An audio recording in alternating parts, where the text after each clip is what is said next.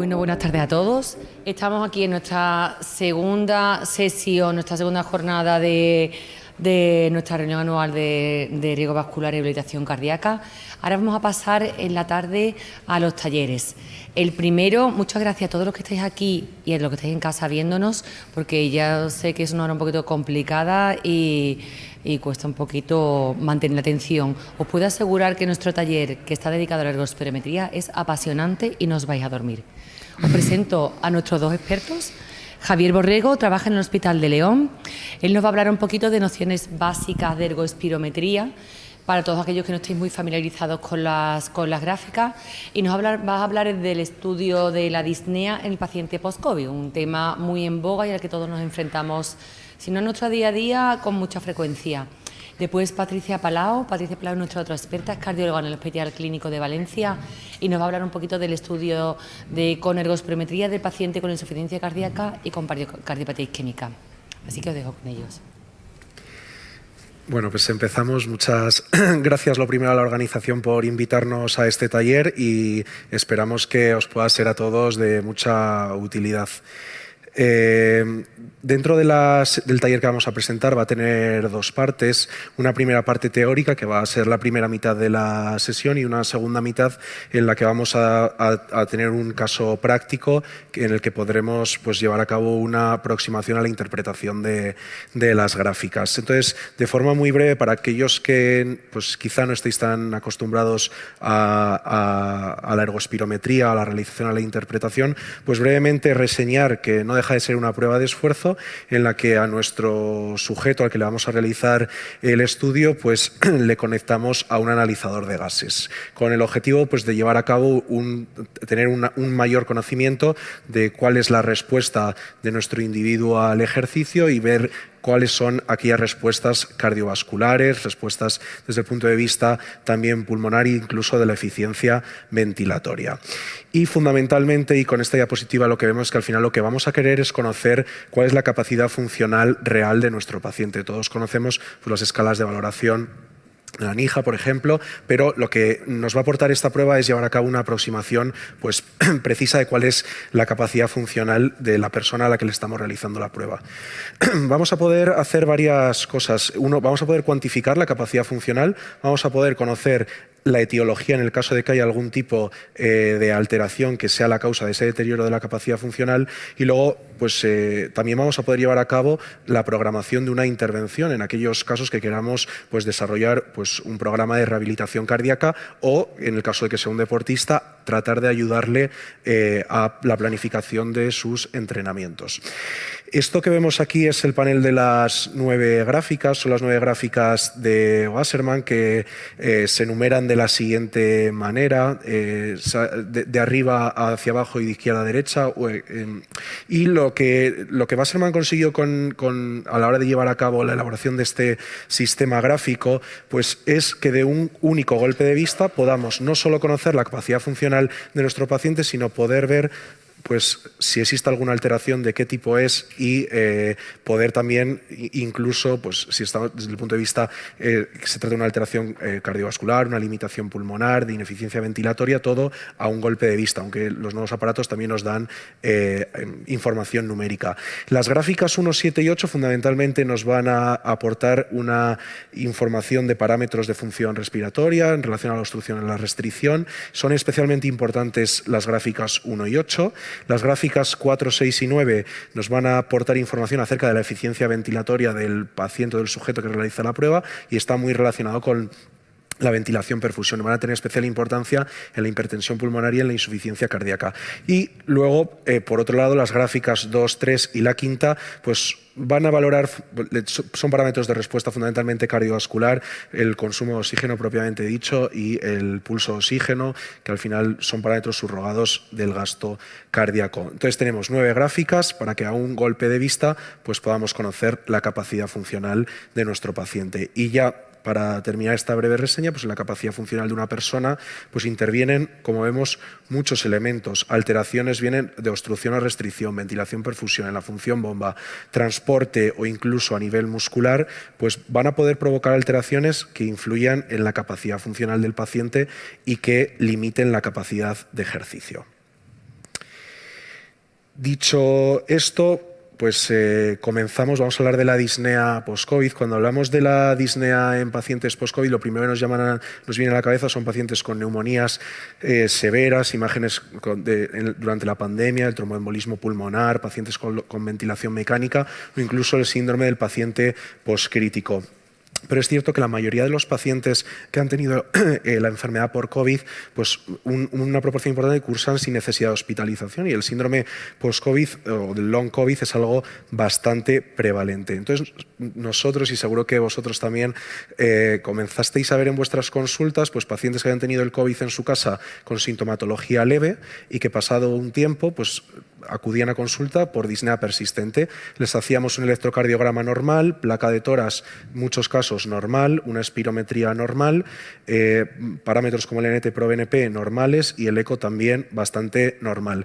Entonces, pues en nuestro grupo, durante una de mis estancias en el Hospital de Toledo, lo que hicimos pues fue plantearnos la pregunta de, bueno, pues vamos a utilizar la ergospirometría, que al final es la prueba pues igual estándar para el diagnóstico diferencial de la disnea.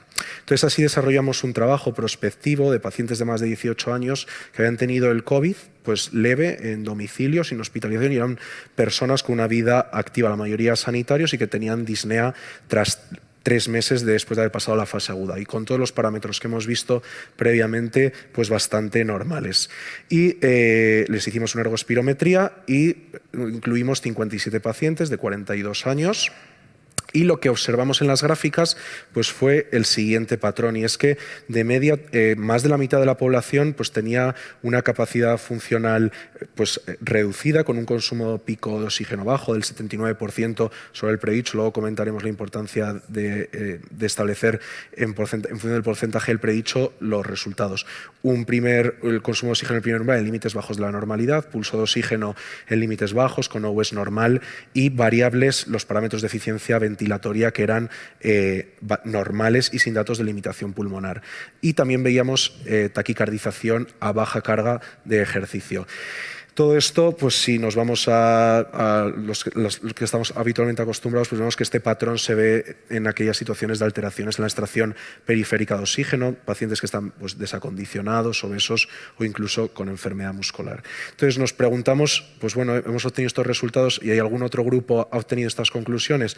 Pues la respuesta es que sí. Tenemos aquí un chest de finales del año pasado en el que se hace referencia de igual manera a que el grupo de Saint al final encontró pues, la mayoría de los pacientes tenían un componente de afectación periférica. El grupo de Clavario, pues también en sus conclusiones, en un trabajo bastante similar, informaban de esta alteración periférica. Y lo segundo es que si nos decimos, bueno, pues parece que puede haber una alteración periférica causante de esta fatiga, de esta disnea, pues vamos a trabajar esa parte periférica con un programa de rehabilitación cardíaca. Entonces, inicialmente con pocos voluntarios, en este caso era una chica de 26 años pues, que había tenido el COVID y previamente era deportista, que tenía una espirometría normal, sin datos de ineficiencia ventilatoria, sin alteraciones tampoco en los equivalentes ni en las PET, como vemos aquí, y con una reserva respiratoria elevada, o sea, no tenía limitación pulmonar. Tenía una capacidad funcional después de haber tenido la enfermedad en domicilio y de forma leve, pues moderadamente deprimida, sobre un 62% del predicho por una persona deportista, pues es algo verdaderamente bajo. Y entonces lo que nosotros nos planteamos pues, fue hacer un programa con ella de rehabilitación de 8 semanas cardíaca, y conseguimos una mejoría de pasar de un 62% del predicho al 82% del predicho. Este caso fue pues muy llamativamente una mejoría muy significativa, que tampoco es lo normal, 8 mililitros kilo minuto. Entonces así es como surgió este proyecto, este trabajo que hemos desarrollado en el grupo de Toledo y con 37 pacientes, todos con los mismos criterios que habíamos comentado previamente. Entonces se les hacía una ergospirometría pre-programa de rehabilitación, aparte de escalas de calidad de vida, escalas de individualidad funcional, capacidad cognitiva, etc. Y a un grupo los aleatorizábamos a continuar con su vida normal, y a otro grupo pues, a un programa de rehabilitación cardíaca multidisciplinar, aeróbico y de fuerza. Y lo que vimos, los resultados que están aún pendientes de revisión, pues ambos grupos eran muy similares en las características basales y con factores de riesgo similares, y en la ergospirometría basal presentaba parámetros también muy similares en ambos grupos, y después de la intervención pues lo que sí que vimos era una mejoría significativa tras el programa de 5 mililitros kilómetro, un 15% en el grupo intervención, y también una mejoría en las escalas de funcionalidad, calidad de vida, depresión, incluso la musculatura respiratoria. Entonces, ya para concluir mi parte, pues que esta prueba, la ergospirometría, es una prueba que nos permite identificar el deterioro producido pues, en la capacidad funcional de los pacientes que han tenido el COVID, incluso con sintomatología leve, que estos pacientes habitualmente, la gran mayoría de ellos, cuando hacemos las pruebas, pues son normales y no tienen alteraciones en la eficiencia ventilatoria, ni limitación pulmonar, ni en el gasto cardíaco con el esfuerzo, y que pues lo que se parece que podemos encontrar son alteraciones fundamentalmente a nivel muscular, y que el proyecto este que hemos realizado pues, parece mostrar o parece pues, allanar el camino de cómo un programa de rehabilitación de 8 semanas trabajando fisioterapia respiratoria, fuerza y entrenamiento aeróbico pues, permite mejorar no solo la capacidad funcional de los pacientes, sino también pues, aspectos subjetivos muy importantes en relación a su calidad de vida. Esta es mi parte.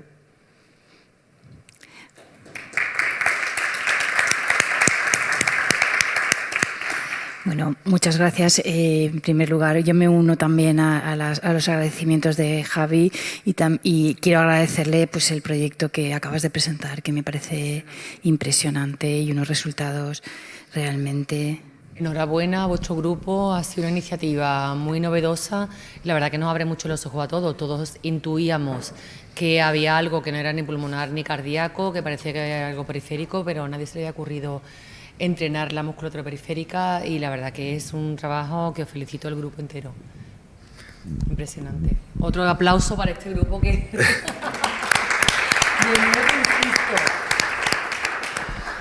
Patricia. Buenas tardes a todo el mundo. Quiero en primer lugar agradecer a la organización por haberme invitado a esta reunión tan importante.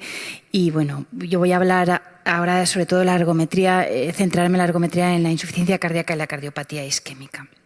Estos son los 4 puntos de los que voy a tratar.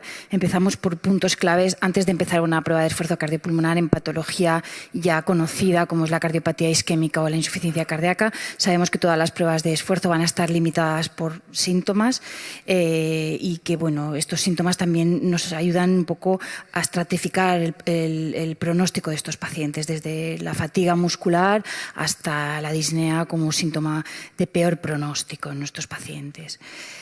En segundo lugar, otro punto clave antes de empezar la prueba de esfuerzo es vamos a realizarla en tapiz rodante o en cinta. Perdón, en tapiz rodante o en bicicleta. Un poco el protocolo que elijamos depende un poco del perfil del paciente. Habitualmente yo a los pacientes con insuficiencia cardíaca sí intento que la prueba se realice con bicicleta porque me facilita muchos aspectos que luego veremos, pero lo que sí que tengo que tener en cuenta es que cuando yo haga una prueba de esfuerzo con bicicleta hay un 11% del consumo de oxígeno menor que si la realizara en tapiz, porque la bicicleta no está reclutando grupos musculares de tronco superior, por tanto, debo tener eso en cuenta a la hora de evaluar también el valor predicho del consumo de oxígeno. Y algo muy importante que no se nos puede olvidar es adaptar bien la máscara para evitar que no existan fugas y también que el paciente que sea una adaptación que tenga confort, que no se encuentre inadaptado a la máscara. ¿Y por qué yo utilizo protocolo en bicicleta? Bien, la bicicleta me permite hacer un protocolo en rampa muy fácil. Es difícil conseguir un protocolo en rampa en cinta, aunque bueno, existen numerosos protocolos para adaptarlos a la cinta, pero en pacientes con insuficiencia cardíaca, donde yo lo que quiero es que mi paciente esté aumentando progresivamente la carga y al menos aguante entre 6 y 10 minutos con aumento progresivo de carga. La bicicleta me favorece mucho, que en el tapiz no me favorece esta adaptación y este aumento progresivo de la carga. Es importante, los pacientes con insuficiencia cardíaca, sobre todo, que haya un calentamiento inicial de 1 o 2 minutos, empezando con bajas cargas y después ir aumentando muy progresivamente la carga. Habitualmente yo en pacientes utilizo aumentos de 10 watts por minuto en rampa, pero en pacientes con estadios más avanzados incluso bajo a 8 watts por minuto. Y luego ya conceptos claves a la hora de interpretar una prueba de esfuerzo cardiopulmonar. Es importante, así como en población post-COVID, son pacientes generalmente sanos, sin patología, sí vamos a alcanzar un consumo máximo. Describimos el consumo máximo como, por mucho que aumente la carga, el paciente mantiene el consumo de oxígeno. En los pacientes con patología cardiovascular establecida es difícil que alcancemos un consumo máximo. Nos vamos a quedar con el concepto de consumo pico. También importante el concepto de prueba máxima, prueba submáxima. La prueba submáxima viene determinada por el cociente metabólico que habitualmente conocemos como RER, es el cociente entre el CO2 expirado y el O2 inspirado que consumimos. Hablamos de prueba máxima en pacientes con insuficiencia cardíaca cuando el RER es superior a 1,05 y en población general al menos 1,1. Y bueno, lo que nos indica este cociente es el momento en que el paciente o el individuo alcanza su capacidad aeróbica máxima y el CO2 expirado empieza a aumentar por encima del O2 inspirado. Ya centrándonos en insuficiencia cardíaca, ¿qué importancia tiene si un paciente no me alcanza una prueba submáxima? Pues bueno, la prueba de esfuerzo cardiopulmonar, aunque nuestro paciente no nos alcance una prueba máxima, nos va a dar mucha información, ya que tenemos variables independientes, que son independientes del esfuerzo realizado por el paciente, como es la eficiencia ventilatoria, que ahora después veremos, o el OUS o el primer umbral, que nos permiten conocer datos también que nos aportan un importante valor pronóstico en los pacientes con insuficiencia cardíaca. Pero si este paciente hemos conseguido que alcance una prueba máxima, el consumo pico de oxígeno nos va a dar mucha información. Importante, no debemos quedarnos nunca con valores absolutos de consumo pico de oxígeno ni con valores relativos de consumo pico de oxígeno. Siempre tenemos que irnos a las escalas de Wassermann-Hassen y evaluar el valor predicho de ese consumo pico de oxígeno, porque no es lo mismo un consumo pico de oxígeno de 14 mililitros kilogramo minuto en un paciente de 28 años que un consumo pico de oxígeno de 14 en uno de 70 años. Por lo tanto, no nos podemos quedar con el consumo pico ni con esa fórmula simplista de pues está encima de 14 el consumo pico de oxígeno, mi paciente tiene buen pronóstico. No, cada vez más la evidencia nos dice que debemos de irnos a evaluar el valor predicho del consumo pico de oxígeno. ¿Y por qué? Pues bueno, porque hay muchos factores, entre ellos el sexo, la edad, la composición corporal, el tipo de protocolo elegido, que varían mucho y que por lo tanto la forma de evaluarlos es yéndonos a ese valor predicho donde tienen en cuenta todos estos factores, la edad, el peso, el protocolo utilizado y la composición. Importante también, sobre todo en pacientes con insuficiencia cardíaca, pero también con cardiopatía isquémica, evaluar la respuesta de la frecuencia cardíaca a lo largo del ejercicio.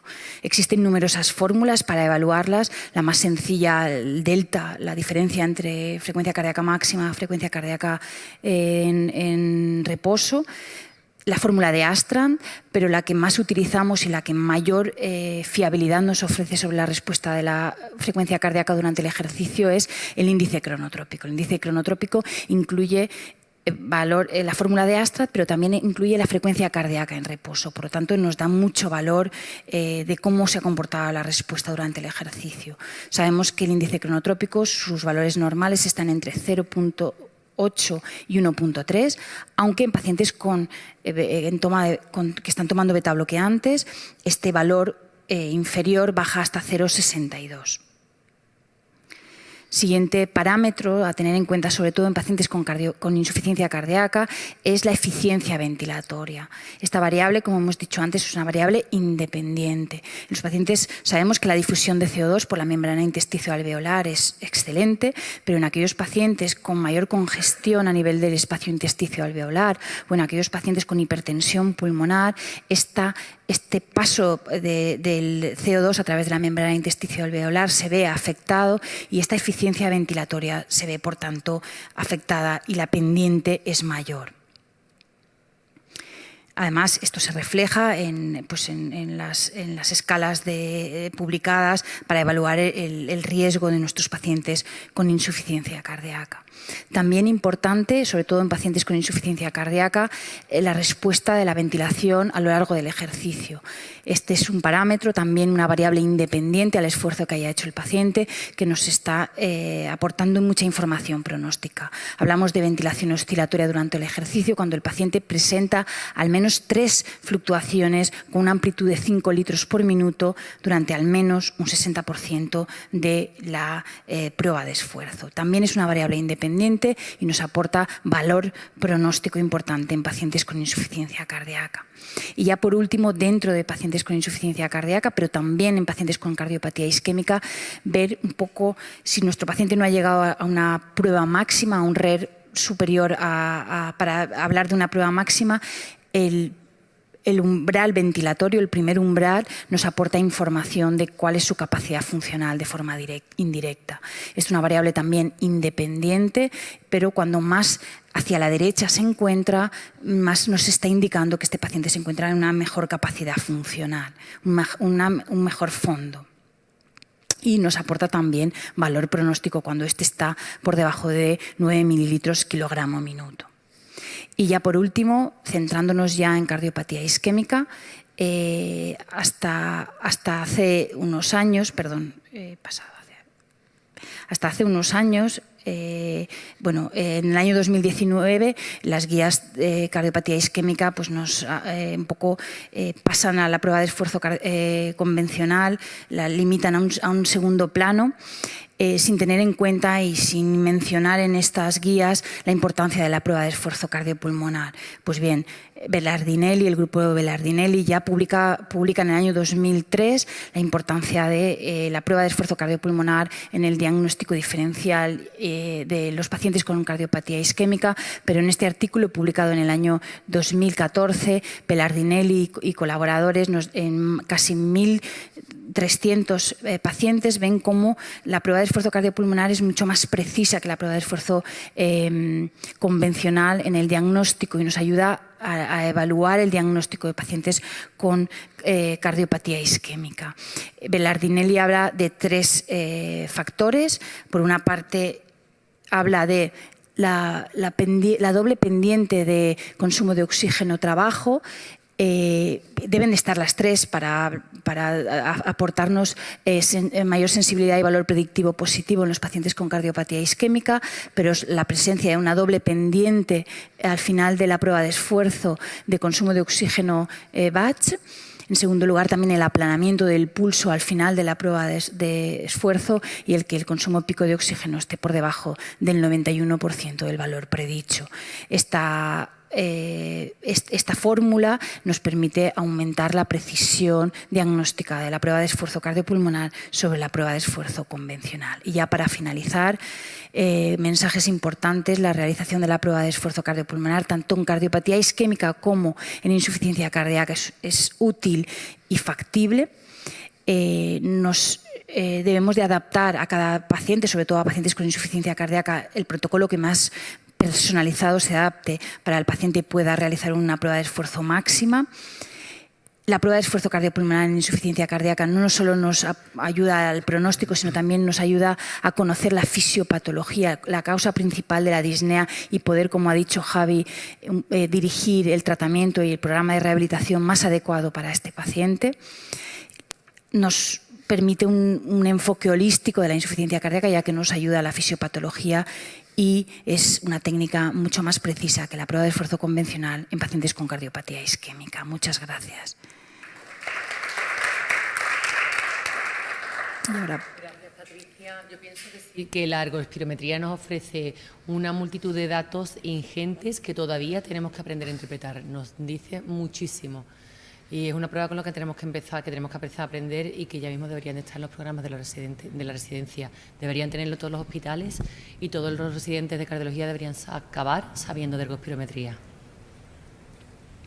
Es fundamental. Ahora vamos a pasar volver al caso práctico. Vamos a ir al caso práctico. Sí, Yo, si queréis, me quedo aquí. Vosotros hacéis como...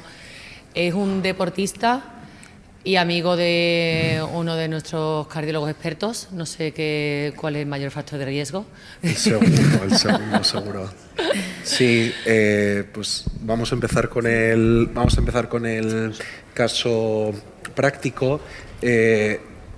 No es el sitio más idóneo para hacer una prueba por las cámaras, pero agradecemos a Guillermo que haya querido participar con nosotros. Cuando vamos a hacer una ergospirometría pues a una persona, tenemos que saber, lo más importante es saber qué paciente es el que tenemos delante, por muchas cosas. Una de ellas, y una de las más importantes, pues lo primero, para ver qué es lo que queremos ver, qué es lo que queremos determinar, qué es lo que queremos medir con la prueba, queremos diagnosticar alguna patología, queremos evaluar cuál es la capacidad funcional.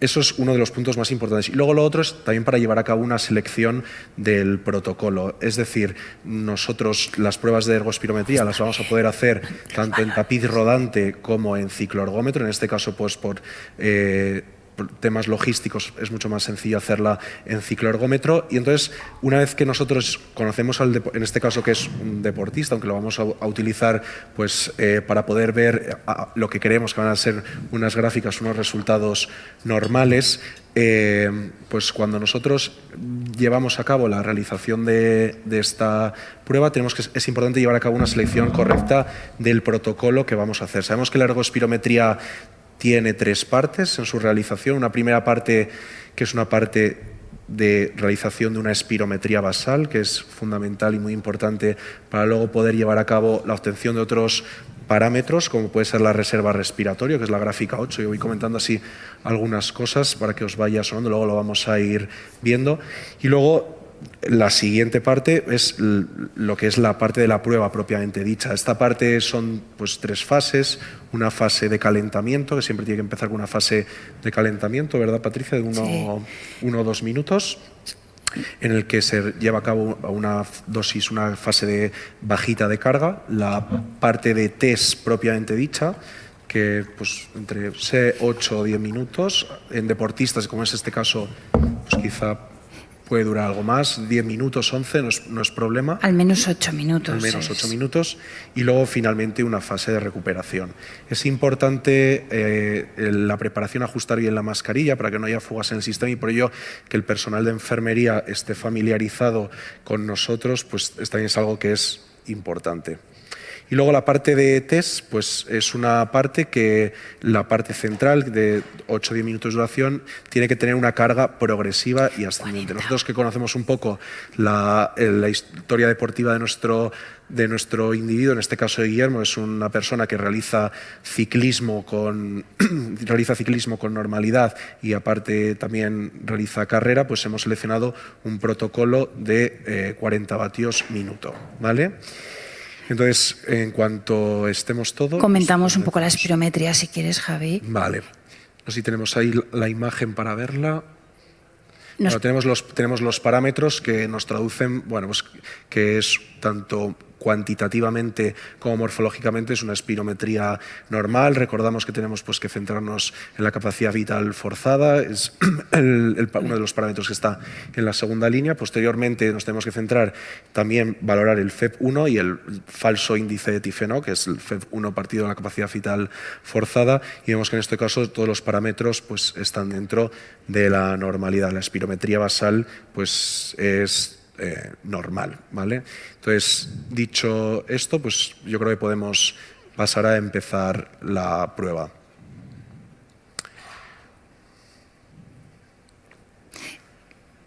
Como ha dicho Javi, hemos seleccionado un protocolo en rampa con 40 watts que sería impensable para un paciente con insuficiencia cardíaca o con cardiopatía isquémica, pero nuestro paciente es un paciente deportista que habitualmente realiza con asiduidad ejercicio.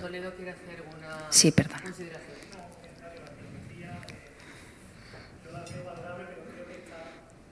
Valorado el volumen expirado forzado en el primer segundo, porque el retraso de la expiración, si ponéis la espirometría, el volumen extrapolado es muy elevado. Es decir, eso lo veis, pues, bueno, ahora o lo vemos luego, sí. Pero hay un retraso en el inicio de la expiración forzada. Entonces eso está infraestimando ese volumen expirado forzado, que va a ser clave para calcular la masa de ventilación voluntaria. Es decir, que seguramente va a agotar precozmente la reserva respiratoria la va a agotar rápidamente, porque aunque es una prueba buena, pero estamos infraestimando el FEV1.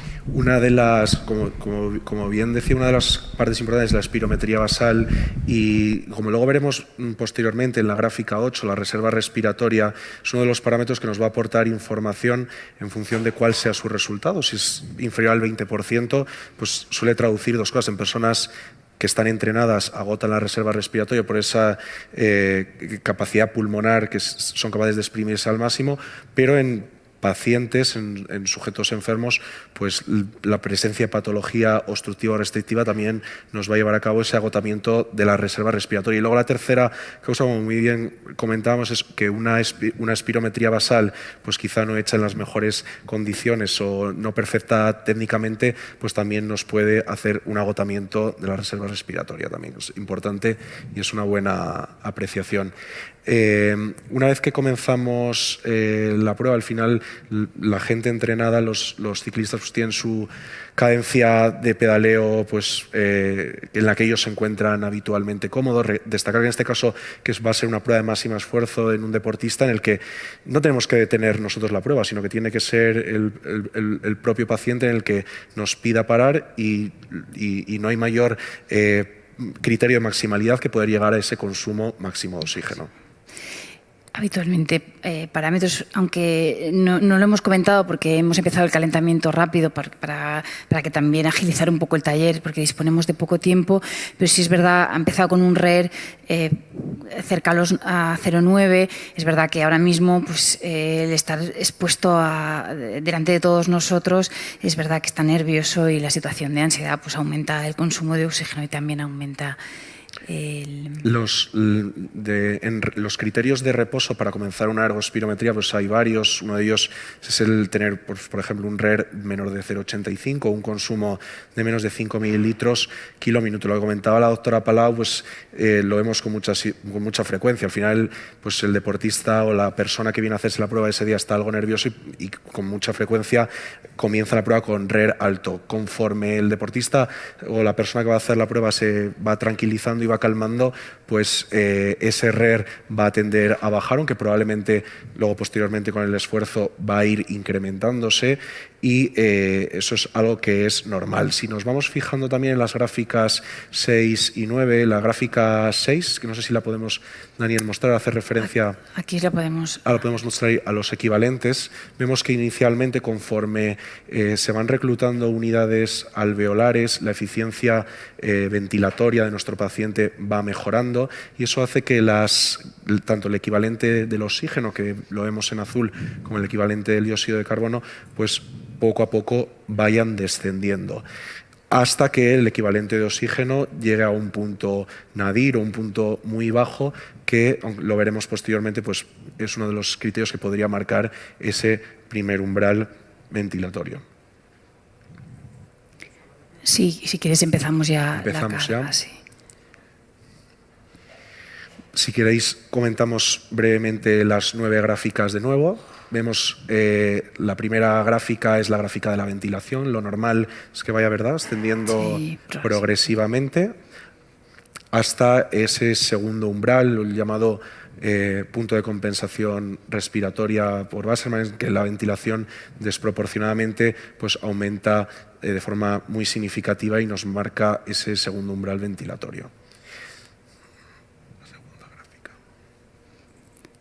La segunda gráfica Y yo no estoy muy acostumbrada a Sanro porque no trabajo con Sanro, pero bueno, en esta curva sobre todo tenemos dos variables principales, que es la respuesta de la frecuencia cardíaca y también el pulso de oxígeno, que como sabéis es consumo de oxígeno partido por frecuencia cardíaca, y nos está dando información de la respuesta cronotropa a lo largo de la prueba de esfuerzo, y también una medida subrogada del volumen sistólico. No hemos comentado, en este caso que hacemos la prueba en cicloergómetro, hay dos parámetros fundamentales, que uno es la potencia, que como sabemos, a ser un protocolo pues, que es incremental y en rampa, se van adquiriendo subidas de la carga pues, de una manera muy progresiva, ¿vale? Con el objetivo de que aquellos saltos que nosotros podamos objetivar en las gráficas pues sean reflejo de las adaptaciones metabólicas de la persona que estamos estudiando y no sean referencia de esos cambios bruscos en la carga. Y el segundo es pues la frecuencia de pedaleo, la cadencia, que habitualmente pues tiene que estar en torno a 65 70 vatios en la clínica, en nuestra práctica diaria aproximadamente. Si queréis pasamos a la tercera gráfica. Si tenéis alguna pregunta, por favor. Pati, yo suelo decir que tenemos aquí al grupo de trabajo del deporte, que están ahí tímidamente, pero que si queréis tenemos a la doctora Araceli Boraíta, con nosotros y ayudarnos a la doctora María Dolores Maciá, que son, ya sabéis, micrófono. verdaderas entidades. Entonces, cualquier cosa que por favor queráis comentar, seguro que aprendemos. A ver, a nosotras nos ha llamado la atención el protocolo utilizado, 40 vatios minuto es muchísimo. Sería mejor un protocolo un poquito menos incremental, 25 vatios minuto, porque 40 vatios minuto, sobre todo cuando lleva a potencias altas, es un cambio muy brusco y al final te agotas muscularmente. Entonces claro, el protocolo quizás lo bajaríamos un poco. Y luego la cadencia de pedaleo sí que es importante. La cadencia de pedaleo tiene que estar entre 60 y 100. Y normalmente los deportistas se encuentran más cómodos cuanto más cadencia de pedaleo tienen, porque si no, posteriormente, cuando vaya aumentando la potencia, no vas a poder mantener la potencia que tengas. Entonces, dice que sí, él dice que sí. Empieza tal, intenta... ¿Vale? Y luego, por supuesto, la espirometría que ha hecho, que sí, que ahí hay que gritarle. Sí, la técnica no ha sido la óptima, pero también, o sea...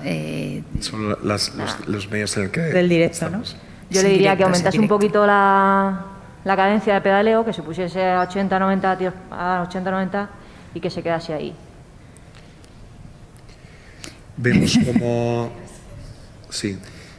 como el consumo de oxígeno poco a poco va subiendo. Si quieres, desampliamos un poquito la gráfica para ver las 9 gráficas. Y ya podemos, una vez que estamos que vamos viendo la prueba, pues podemos ir viendo pues algunas cosas. Vemos, por ejemplo, en esa gráfica 4, el slope de la ventilación por el carbónico, en el que vemos pues, claramente que es muy normal, es esta gráfica 4 donde nos aporta en la clínica, que al final, como cardiólogos clínicos en la práctica diaria, pues en los pacientes con insuficiencia cardíaca y con hipertensión pulmonar vamos a ver pues pendientes mucho más incrementadas, especialmente en la hipertensión pulmonar, y como comentamos es un predictor independiente. ¿Qué quiere decir esto? Pues que hay pacientes que no vamos a poder alcanzar esos RER pues de más de 1,05 o más en el caso de la insuficiencia cardíaca, y esta gráfica 4 con la pendiente sí que nos va a aportar pues información de forma independiente sin tener que llegar a hacer una prueba máxima. Es decir, es un parámetro submáximo, igual que el consumo a nivel del primer umbral y el OWES, que lo veremos posteriormente. Si nos fijamos, pues ahora mismo llevamos una carga de 150 vatios, casi 5 minutos de carga. Y lo que podemos ir viendo es que en la gráfica 6 y en la 9, si nos fijamos en la 9, vamos a pasar a la 9, vemos ahí como en la parte azul la PET de O2, que es la presión telespiratoria del oxígeno, pues continúa decayendo desde que ha comenzado y todavía es pronto, la máquina automáticamente nos marca ahí el AT como el primer umbral, pero bueno, para la determinación de los umbrales siempre hay tiempo, llevamos 150 vatios y a mí personalmente me gusta determinarlos al final. Sí, a mí también. Y comparando con al menos 2 gráficas, comparando. La carga nos la indica aquí, la que está ahora mismo, ¿verdad? Es esta que está indicada aquí. Vale.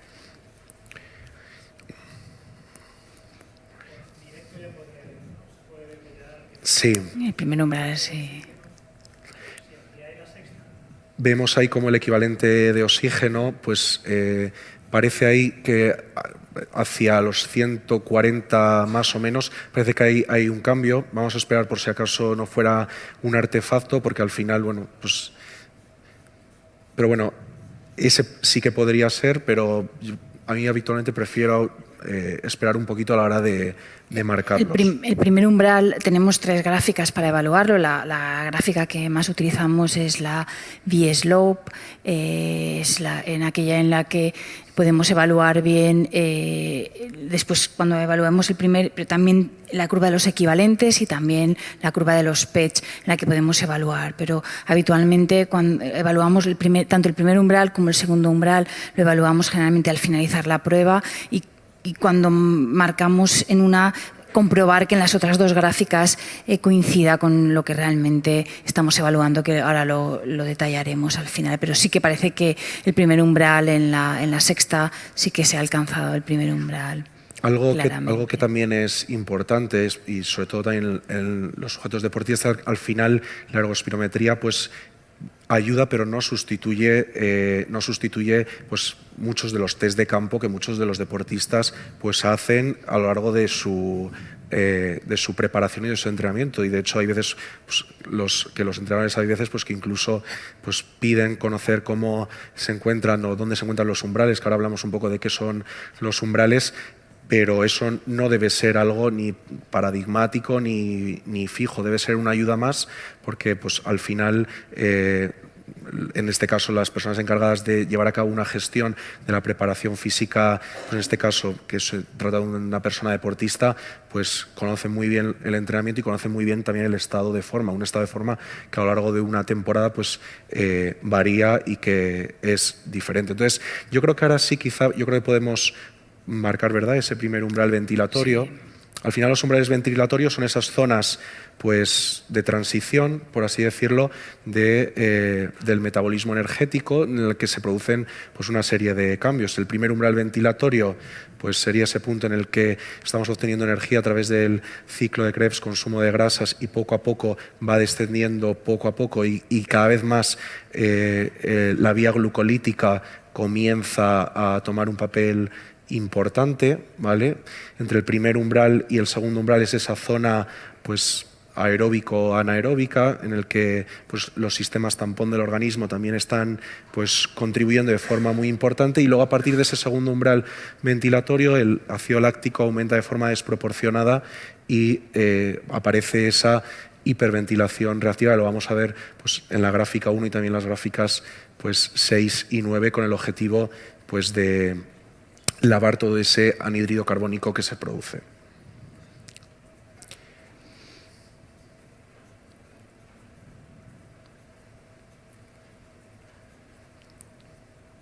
Bueno, ahora mismo el RER está oscilando entre 1 y 1,05, está ahí, pero este paciente es un paciente entrenado que llegará antes de a 1.2, 1.3. Como también comentábamos, es importante, una vez que nosotros obtengamos los resultados, no darlos únicamente en términos absolutos, sino también establecerlos en función del porcentaje del predicho. En este software en concreto, visualmente, pues podemos ver los porcentajes predichos, aparecen en las gráficas. Si nos fijamos, por ejemplo, en la gráfica 3, por ejemplo, pues ahí vemos cómo la línea, en función de los parámetros de edad, el sexo y la talla que previamente nosotros hemos incorporado a la hora de realización de la prueba, pues ese nos está marcando un poco lo que sería pues, aproximadamente ese 100% de lo predicho para la edad, sexo y la edad del paciente que tenemos en nuestro caso. Llevamos 10 minutos de prueba, llevamos 255 vatios.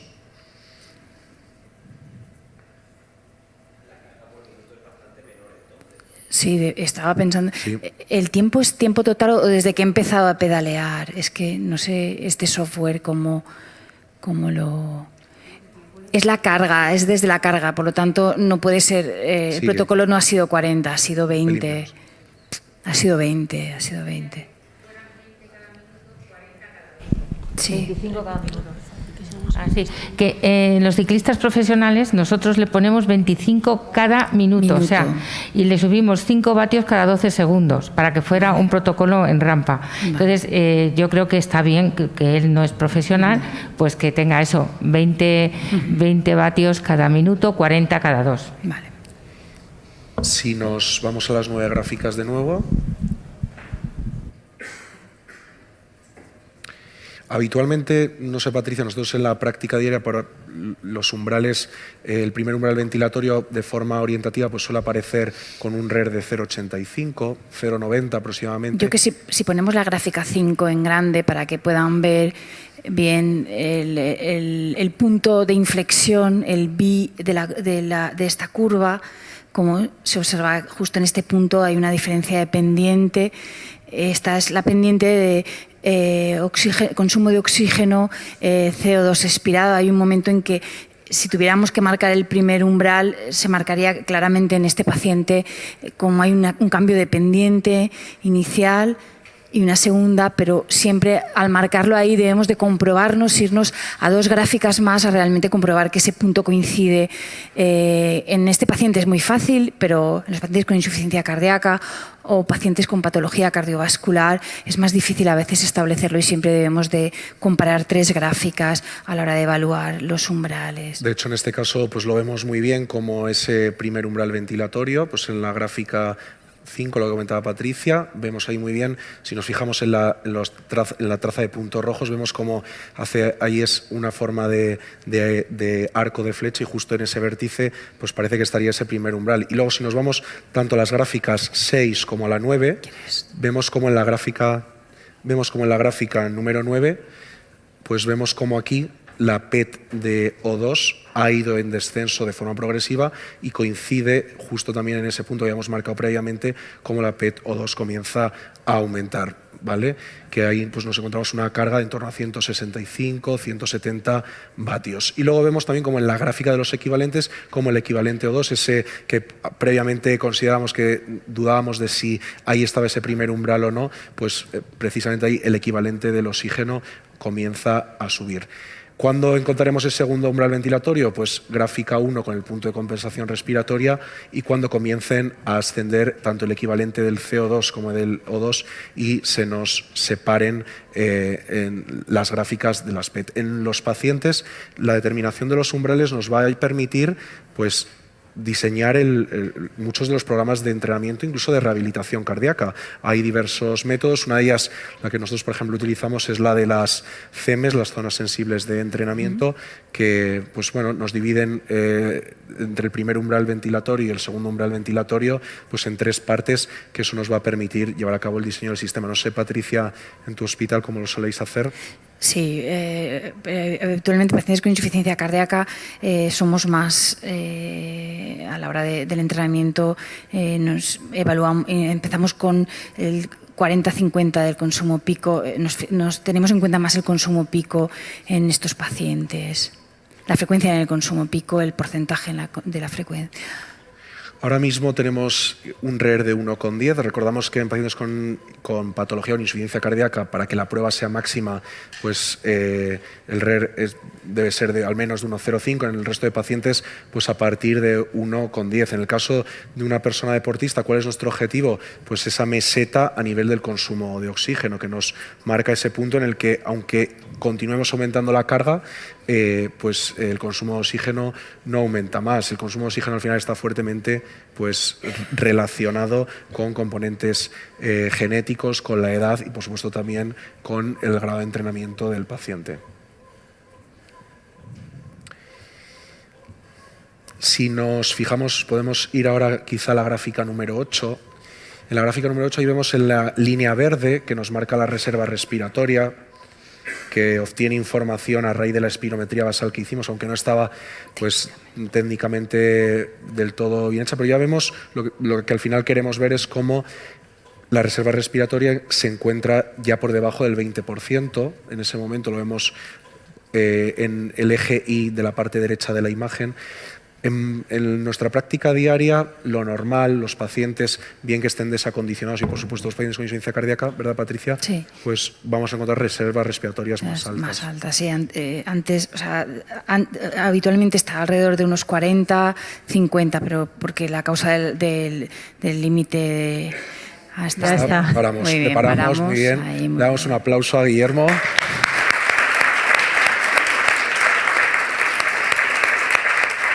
Sigue pedaleando.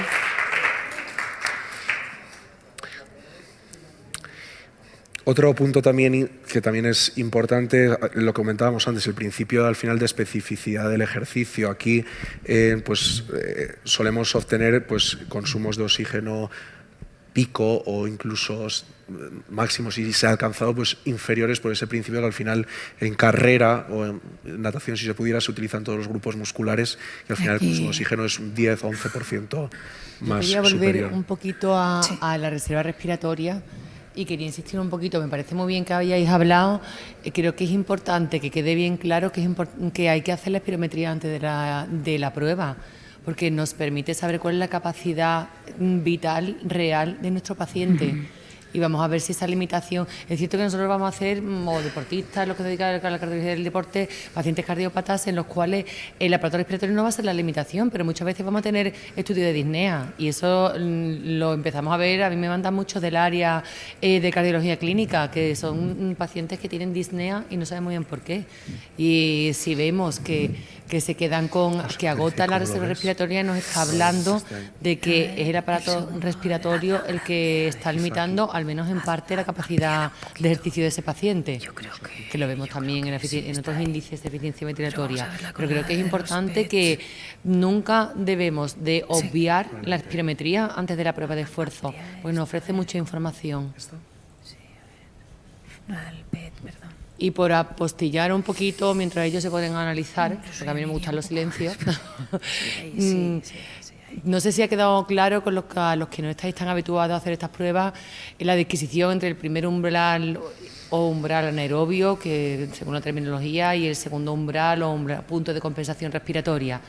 El ejercicio, bueno, al músculo le está llegando el oxígeno y está consumiendo, está generando ATP, que es lo que necesita gracias a ese oxígeno y ese metabolismo aerobio, pero cuando ya no le llega porque falla alguno de la cadena, que puede ser el aparato respiratorio, la bomba cardíaca, el aparato circulatorio o el músculo, empieza a tirar de metabolismo anaerobio. ¿Qué ocurre en ese momento? Pues que generamos ácido láctico, y ese ácido láctico hay que tamponarlo.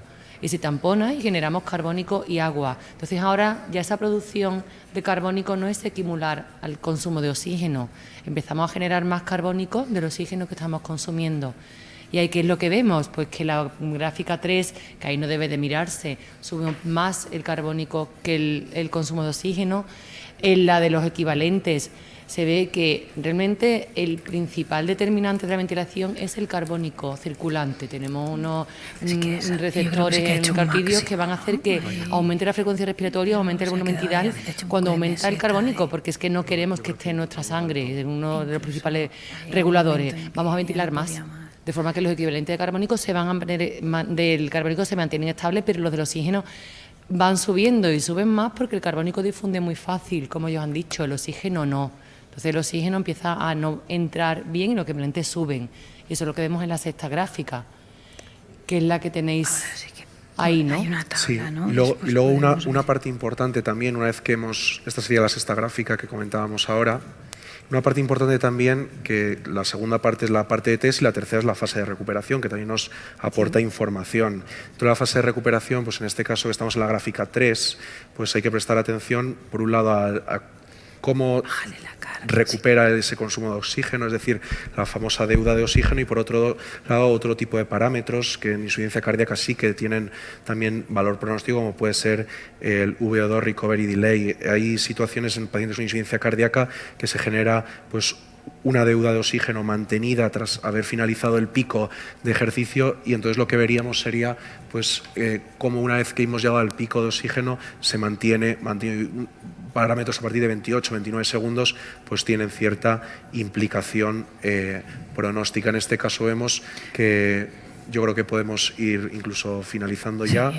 Vemos que la recuperación es buena a nivel del consumo de oxígeno, es un descenso en picado en pacientes con patología, desacondicionadas, con insuficiencia cardíaca, pues esa recuperación es mucho más lenta.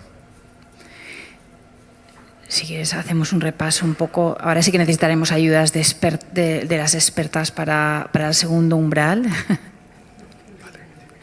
que se ha ido ya. Vamos a parar ya, si quieres, va esperando.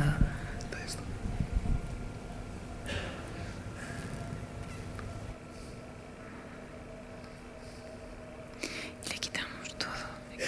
Ahora te quitamos.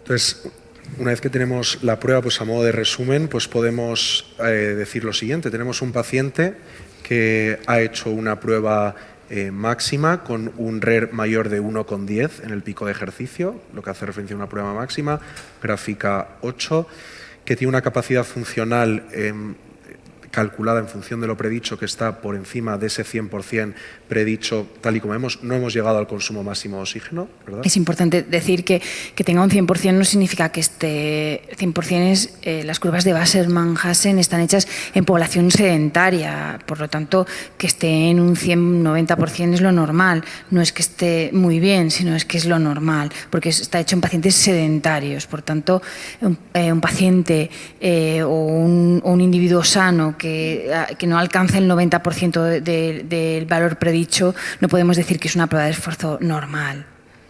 Y luego podemos ir yendo a analizar, aparte, luego dejamos los umbrales para el final, cómo ha sido el comportamiento pues, a nivel central. Vemos que el pulso oxígeno en azul, desde el punto de vista morfológico, cualitativamente asciende con normalidad. En ningún momento hay pues una caída significativa del mismo, superando también ese porcentaje del predicho que nos lo marca aquí. De igual manera, la frecuencia cardíaca que sube de forma continua. Dentro de los parámetros que nuestros pacientes de eficiencia ventilatoria, que podrían pues, indicarnos presencia de incluso hipertensión pulmonar o no con el ejercicio, pues vemos como tenemos una gráfica de un slope de la ventilación con el carbónico de 24, que en insuficiencia cardíaca, si fuera un paciente de insuficiencia cardíaca, sería un paciente pues 1 de arena, que vemos que está también bien. Y luego podemos ir a ver pues, otros parámetros como los equivalentes de CO2 a nivel del primer umbral ventilatorio, que vemos pues, están por encima de 30, que son totalmente normales, o incluso pues, las PET de CO2 que están pues, aproximadamente en torno a 40 a nivel del primer umbral. Y como las PET pues, tienen una variación desde el inicio al final de entre 3 y 8 milímetros de mercurio. Y luego, si quieres decir la reserva respiratoria. Yo creo que para evaluar el segundo umbral, yo creo que nos hemos ido demasiado tempranos las expertas. Yo creo que ahora viéndolo desde en la última, en la de los PETs, nos deberíamos de poner aquí, tal vez, ¿no? O sea, es más al final, no. Totalmente. No. Aquí, ¿no? A ver, el problema de los deportistas es que obviamente hay que afinar muchísimo más que en los pacientes, porque un deportista que le pongas un umbral anaeróbico 10-15 vatios más arriba más abajo, en ellos cuenta mucho. Eso no pasa en pacientes porque normalmente ni alcanzan el umbral anaeróbico. Claro. Tened en cuenta que al final este chico ha hecho una prueba maximal. Tiene su meseta de oxígeno y la meseta la ha alcanzado, ha estado 2 minutitos más o menos en meseta, ¿vale? Realmente, incluso al final, no sabemos cuándo podemos decir que es máxima, ha hecho meseta finalmente. Sí, podemos decir que es máxima. Ha hecho. Sí, esta zona de aquí. Ha hecho meseta seguro, no hay nada más que verlo al deportista, o sea, ya no es simplemente con verlo, sabemos que ha hecho una prueba maximal. La gráfica realmente para los deportistas es mejor verlo en una base de datos, porque ahí puedes ver el salto ventilatorio exacto y cuando el equivalente de O2 y de CO2 para el primer umbral y para el segundo umbral no disminuye a partir de ese punto. Entonces, si tuviésemos las gráficas como tal, ahí se vería muchísimo mejor. Ahí puedes ver en la ventilación el salto, que probablemente estará sobre un poquito más alto de lo que habéis puesto vosotros, pero eso a Guillermo se lo podemos preguntar. Incluso, Guillermo, que usa potenciómetro, ¿no? Te han puesto el primer umbral a 140. tú a 140 vas excesivamente cómodo. Está un poquito más arriba de ahí. ¿Ves? El primer umbral está un poquito más alto de lo que realmente se ha puesto. Pero eso se ve muy bien en esa gráfica, porque podemos ver el salto ventilatorio y a partir del cual el equivalente de O2 no disminuye. Igual manera, a Guillermo también se le puede preguntar sobre sus datos, que yo creo que en deportistas es esencial, porque saltos ventilatorios hay muchos y puntos en los que el equivalente no disminuye también. Entonces tenemos que saber más o menos sus datos de entrenamiento. Él hace seguro que, bueno, hace alguna prueba de FTP, que, bueno, lo sé porque lo hablé esta mañana con él, y hace ya tiempo tenía un FTP de 310. Ahora mismo tu umbral anaeróbico sabes que no está a 310, está un poquito más bajo que eso porque físicamente estás peor. Entonces el umbral anaeróbico lo tenemos que desplazar un poquito, que estará sobre los 280, 285. Pero hay que verlo en la gráfica, claro. Es bueno al final también tener gente que se dedica 100% a la práctica. Totalmente. De deportistas, porque nos aporta también una visión, pues claro, diferente a la que habitualmente nosotros estamos acostumbrados a ver más. Pues, patología cardiovascular. Paciente, se ve muy bien, seguro que si ponéis la gráfica, el salto ventilatorio se tiene que ver y lo de los equivalentes también. Ven mareado y dinos dónde colocarías tu primer umbral y segundo umbral. Tienes el cursor, es el botoncillo. Pero, ¿hay gráficas? Sí, podemos ampliarlas, ¿no? La gráfica de datos, la tabla de datos. Ah, vale. La tabla de datos. Cada respiración. A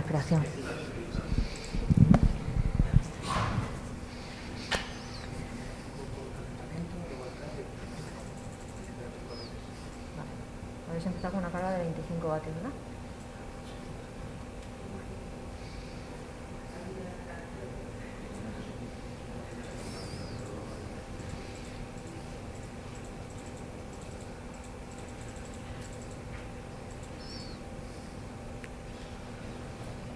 El equivalente de los equivalentes.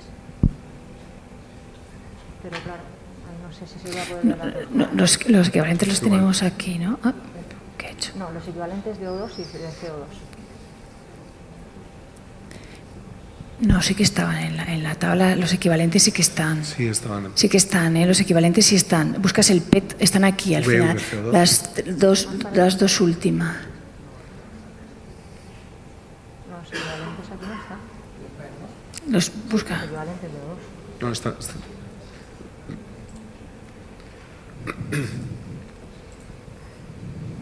PET no es exactamente el equivalente, pero... No sale. No sale, es que estas tablas se tienen que configurar antes de, ¿vale?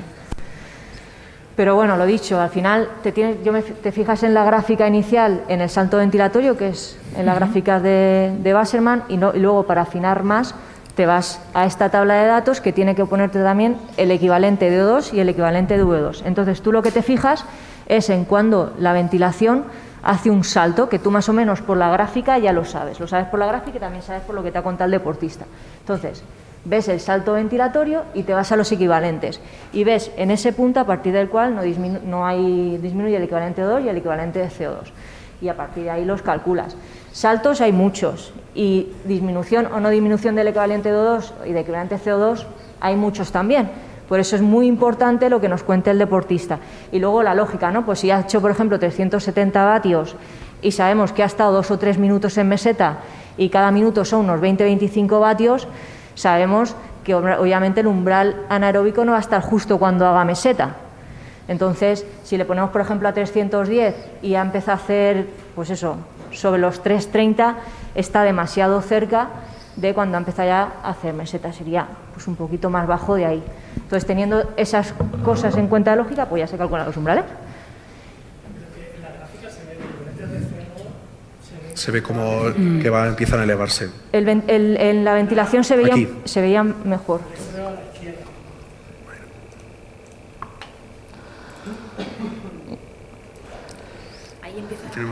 Ahí hay un cambio. Ahí es el momento más bajo que empieza a subir. En pacientes con insuficiencia cardíaca lo tendríamos claro, pero es verdad que los pacientes... Siempre quizá ahí, ¿no? Claro. Siempre puede haber ahí la duda al final. Quizá hay veces que en los pacientes lo vemos muchas veces casi más claro que, ¿no? que cuando llegan. Que no y nunca quedarte solo con una gráfica, sino... Bueno, la cosa también es que depende de cómo esté adaptado el paciente. También muchas veces que esté hiperventilando o no, que hace que tengas más centros ventilatorios o menos. Muchas gracias, bueno, gracias. Gracias, Guillermo. Bueno, pues muchas gracias a todos. Muchas gracias a todos por vuestra atención. Nada, yo creo que ha sido súper interesante. Agradecemos las aportaciones de nuestras cardiólogas del deporte. Y nada, por la siguiente. Gracias. Gracias. Gracias.